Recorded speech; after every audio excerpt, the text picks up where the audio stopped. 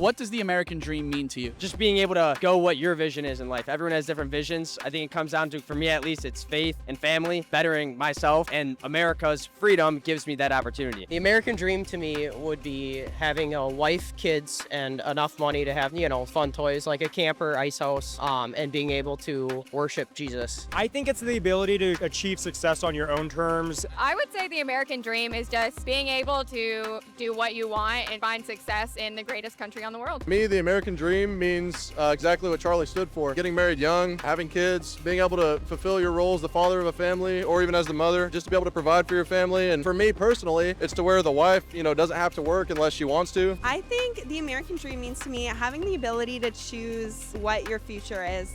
We have so many options with either going to school or maybe going to a more local career path right out of high school, and there's just so many options. You can settle down, start a family, but having all the options, you're not forced into one path. So I think that's what the American dream means.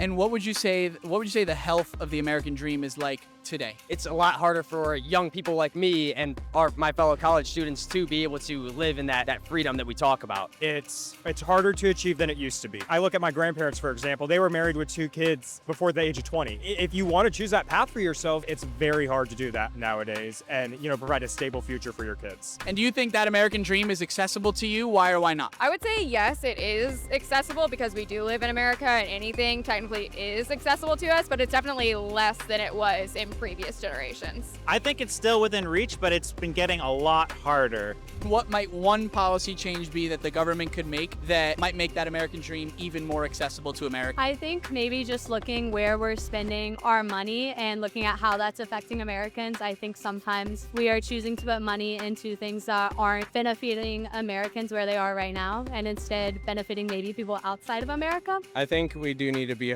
harder about deporting illegals. I know Trump's been doing that, but I think if we could escalate it a little bit, that would definitely help.